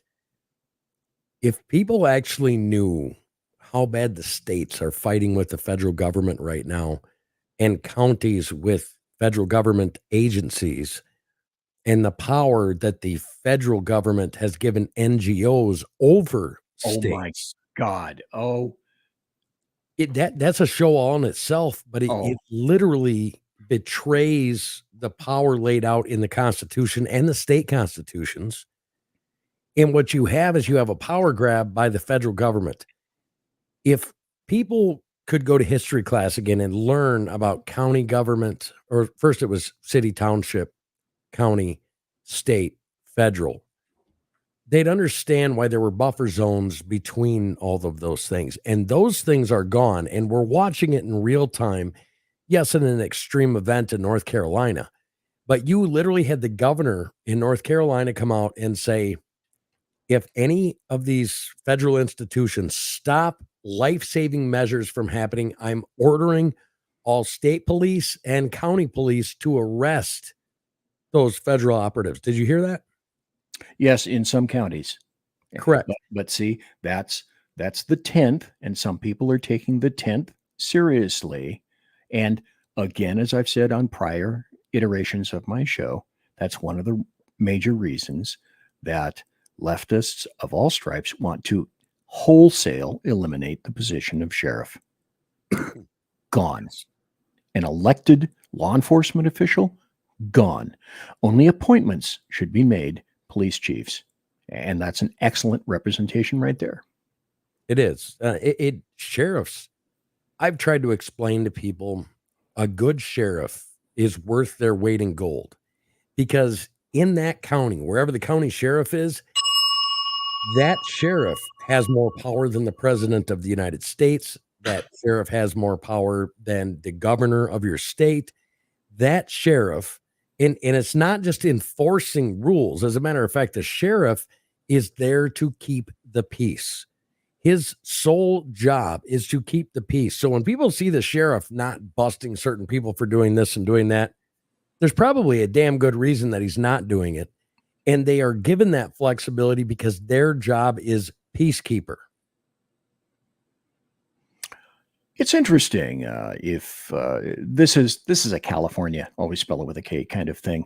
Alex Villanueva, who was Los Angeles County Sheriff, was voted in. And initially he had rather, I suppose you could say, leftist leanings until he made an amazing discovery right around the end of 2019 and all of essentially 2020. And subsequently, following his decisions, he was voted out. And that was this. He deigned to tell the Los Angeles Board of Supervisors that he was not going to enforce COVID rules. Imagine their surprise. Out, done, gone. So an individual who at one time leaned fairly left is now an eyes opened kind of guy. I was never a big fan of Alex Villanueva, but he got taught a very valuable lesson about that. And it's part and parcel of what I want to do with this show. People need to understand. I don't create this crap out of whole cloth. One of the reasons that I show you articles, for example, is these are my witnesses. This is my evidence. This is how I conduct my show now, because finally I grok the technology necessary to be able to do this, which I could not do on my first iterations of the show when I was actually in Sacramento. I didn't possess this technology. If I had anything to play, you heard it only on audio. Now I can show you the references that I need to make various points. And as I indicate, I'm not making this crap up. This stuff is here and it exists. Let's go to this. I want to say something for all the leftists out there that say, "Oh, well, he uses right-wing publications." Forbes was one of the articles that we just read, and Forbes, last I checked, was not very right-wing. No, as a matter of fact, there's the article, and there it is from Forbes. So that happens to be very true. But the things that I talk about, and let's see if I can go back to this. There we go. I want to ask you a question, Jeremy Hanson. Drones breached a U.S. military base airspace for 17 days straight in Virginia. Well, okay, wait a minute. A military base. How does this happen? Mysterious drones swarmed Langley Air Force Base for over 2 weeks last year. Langley, you know, Langley, like Langley, Virginia, like Langley, like CIA, adjacent, like Langley Air Force Base. Does this harken back, Jeremy Hanson, to anything recently that you can think of within the past, say, year and a half, maybe 2 years? Any particular thoughts on that? Who may be the culprits in this? And who, why, and why didn't you do something that I'm going to suggest could have been done not long ago? Any thoughts, Jeremy Hanson, as to who may be behind this and any kind of a motivation? I have thoughts. Well, the obvious would obviously be China. Yes. With the weather balloons. Yes. But I want to jump this a step further, because Russia doesn't really have the technology to beat America, especially in the air. If we're talking tanks, ground forces, yeah, well, now we're talking something different. But when we're talking about drones flying in the air, this could be China, but more importantly, it could be somebody like an elitist that has the time to have somebody, the time and resources to have somebody build something to test the capabilities and then sell to the highest bidder, because that's not illegal. Doing things like that, selling arms has always been something good for America. Now, if you happen to have a patent or build this and you want to sell these things and you really want to impress somebody, man, flying above Langley, Virginia with drones, and there's nothing that the Air Force can do, man, you've got a $1 billion product. That would acquire quite a reputation, wouldn't it? The drones would start to arrive about 45 minutes to an hour after sunset each night. One official reportedly told U.S. Air Force General Mark Kelly, who joined several other officers responsible for the country's most advanced jet fighters, including F-22 Raptors, on a squadron rooftop. He said the first drone he saw was roughly 20 feet long, flying at more than 100 miles an hour at an altitude of about 3,000 to 4,000 feet. As many as a dozen or more followed, flying across Chesapeake Bay and then traveling towards Norfolk, Virginia, and through a space overlooking the base for the Navy SEAL Team 6 and Naval Station Norfolk, the largest naval port according to the journal. But as you indicated, Jeremy Hanson, the report said officials could not determine if hobbyists or adversaries such as China or Russia were responsible for the drone fleet. Well, an incursion into military bases, or if you overfly military bases, that would lead most military officials to say something similar to, fuck it, let them go. What can we do about that? Well, there isn't really a thing. Is there? Who would let this happen? What has happened to our military? This goes into, I can make a separate show on this. As a matter of fact, the will of the military not to protect itself, the will of the military not to protect the American people, the will of the military to actually not just not protect the American people, but the will of the military to keep people from actually being rescued or survived or knowing about what's going on in the American military. Eisenhower referred to this as the military-industrial complex. And even in the late 50s, he had a pretty good idea as to how and why this was occurring. These were the times of the acquisition of great amounts of power by the military. And again, why Donald John Trump, OMB, Orange Man Bad, the guy with the dead orange cat on his head, is so absolutely feared. Oh my God, speaking of feared, this might be the last video I'll play.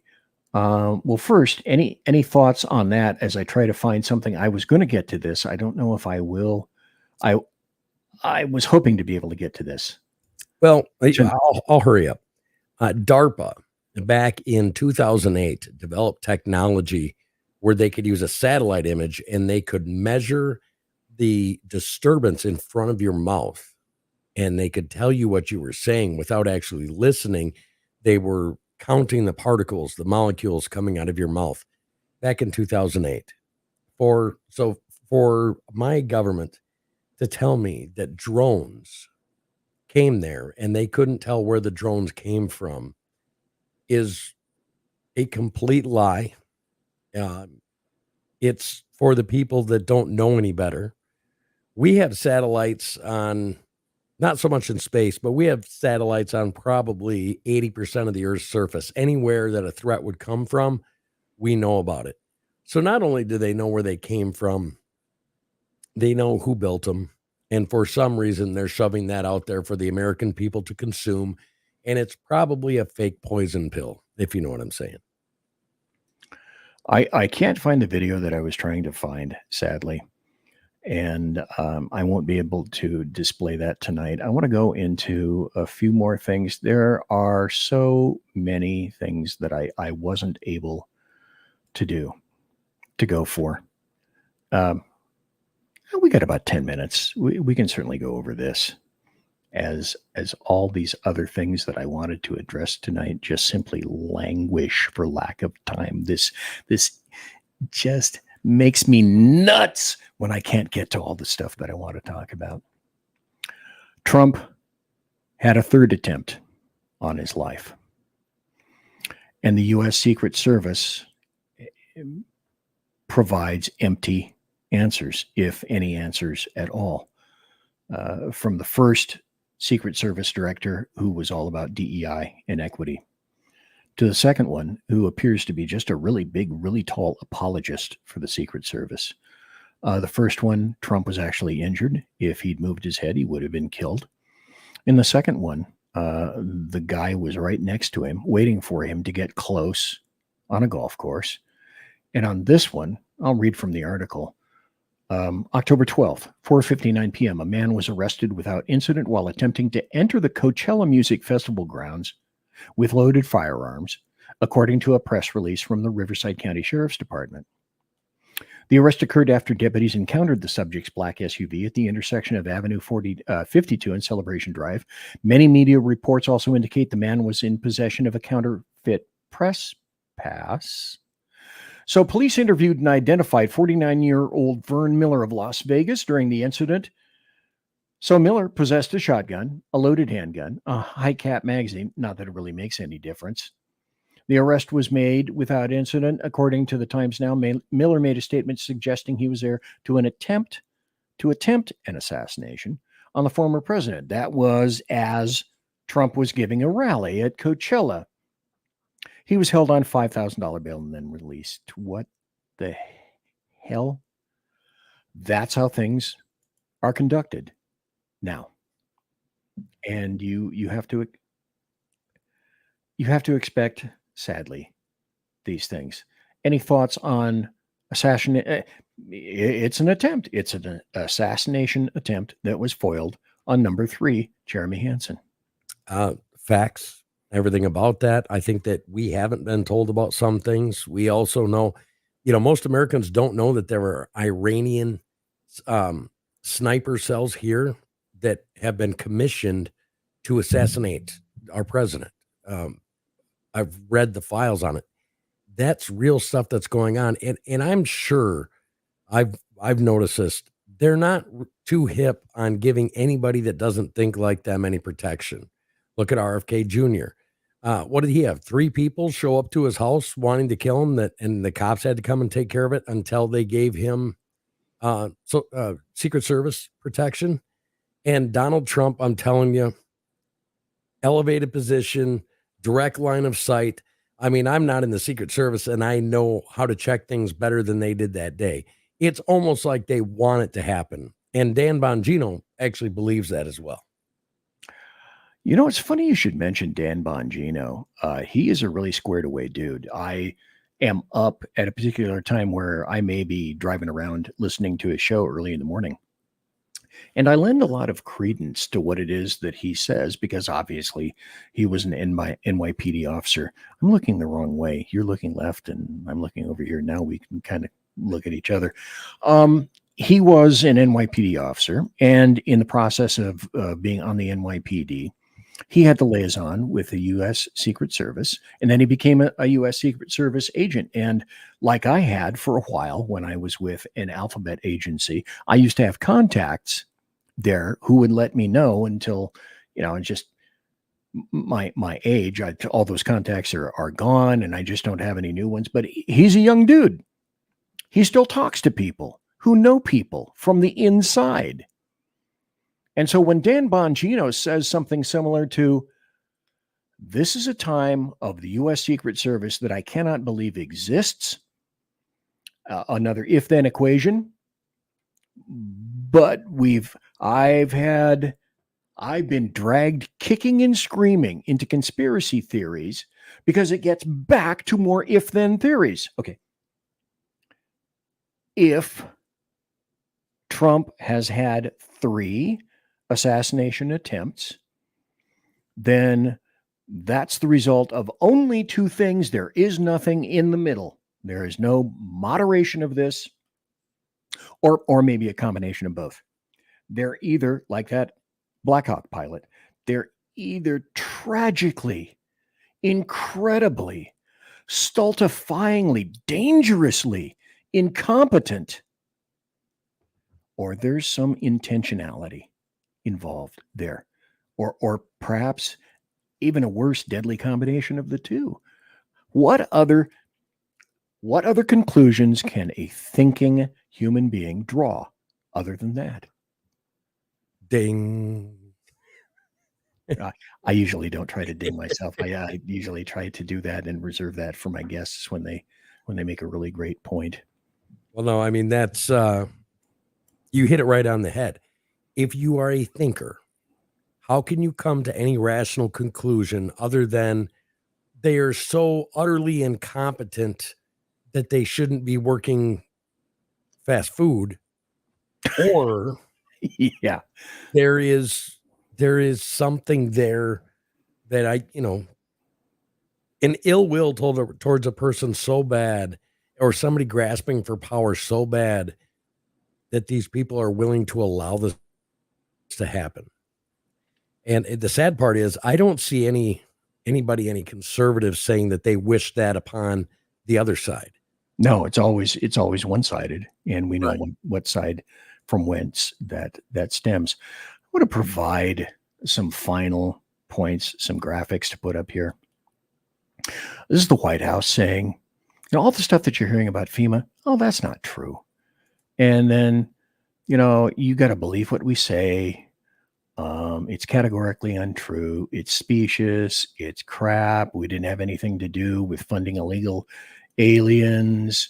FEMA funds never went to that. And by the way, since your life has been ripped apart, if you want some help, go to disasterassistance.gov on the computer you no longer have, or your phone. Call 1-800-BLAH-BLAH on the phone you no longer possess using the FEMA app. And here's FEMA itself saying, oh yeah, well, we did use $380 million for funding to communities receiving migrants, $110 million for assisting migrants in shelters, $77 million in congressional funding for communities receiving migrants. New York got $104.6 million from FEMA for asylum seekers. DHS announces distribution of more than $12 million in funding. That's from the U.S. Embassy in El Salvador. DHS announces $300 million in direct funding to communities receiving migrants. That's FEMA. Those are lies. Naked, bald, disgusting lies. Do not believe your own nasty, nasty, dastardly lying eyes. Jeremy Hanson, anything that you'd like to say in conclusion? And can I did you ever go through biology in high school and you had the pan that had the wax in the bottom, and then you had, let's say you had to dissect an insect or a frog, and you had those little pins that you'd pin the insect down to keep it stable. I'm going to pin you down right now. Okay. Jeremy Hanson. When's your show coming? Do you have any idea? What do you think? Within a week, I will have one out. Now, is it going to be what I want? Probably not. But, Mr. Walton said sometimes it's not about what you do, it's about getting off your ass and doing something. And I've been trying to get something out, but this week I will have a show out. Now, where it's going to be on, I don't know. I've been approached by multiple different people to go multiple different places. As well, you should be. But, and I don't even know if I want to go to any of them. I think that, I like hanging out with people like you and talking to people like you and let the people disseminate that show. Because last time I was almost financially crushed and ruined because of it. But I still have hope and I still have a belief in the people. And I think that if we all can come together, not about politics, because we're never going to come together about politics, but about what an American is, I think like my show, like your show, like just us in general, I think we can go anywhere we want to, and I think we can be something great again. We can make America great. Love the hat. Again. And so, as I've said before, and Jeremy Hanson also said, don't believe what people are telling you. Because leftists, I think I said this the very last show, Thursday night. Leftists are going to try to convince you of two things. Number one, they're so far behind. Democrats are so far behind that you don't want to be seen as piling on, do you? Like a football team winning 119-3. What's the point of going to vote when the Democrats are always, their ship is capsized, they're sinking, just stay home? Or they're telling you, we are kicking your ass so bigly that even if you show up to the polls, it won't make a difference because we are either stealing or cascading or taking. We've got this election and your little puny vote won't mean a thing. It's insignificant. Stay home. The point is stay home. The point is no. The point is get the hell out and vote. There is no such thing as a red wave. There is no such thing as a big tsunami or a red tsunami. It doesn't exist in this world. Jeremy Hanson, thank you ever so kindly for being here. Thank you very much. I greatly appreciate it. And with that,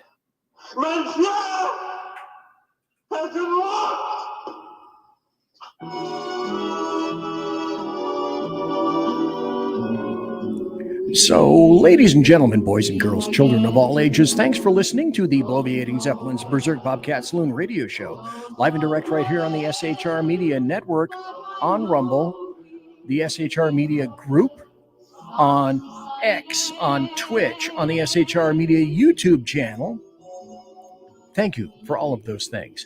And thanks, of course, to Jeremy Hanson for having been here tonight. I always love to have Jeremy. Promotional consideration is by the Lockheed Martin Skunk Works, and also by Sheeran Electro Voice microphones, by Arrakis boards, and also by Pratt & Whitney engines featuring thrust. You can trust.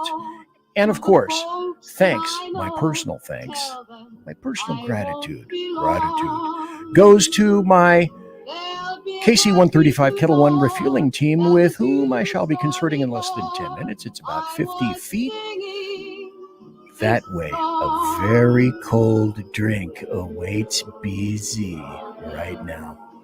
Thanks to everybody for being here live. Thanks for being in the various chat streams. Thanks to the new people that came to the chat. I thank you, every one of you, for listening. So all of you, God bless, take care, and be safe. Thursday night, Ralph Chittums, Lonnie Poindexter. Be here. Aloha. Good night, Mama. Good night, Ben. Good night, everyone. Good night, Mama. Good night, Daddy. Good night, children. Good night, Daddy. Good night, Elizabeth.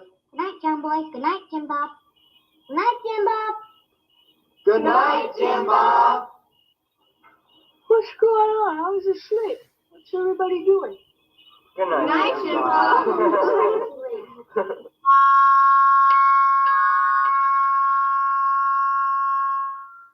Good night, and good luck.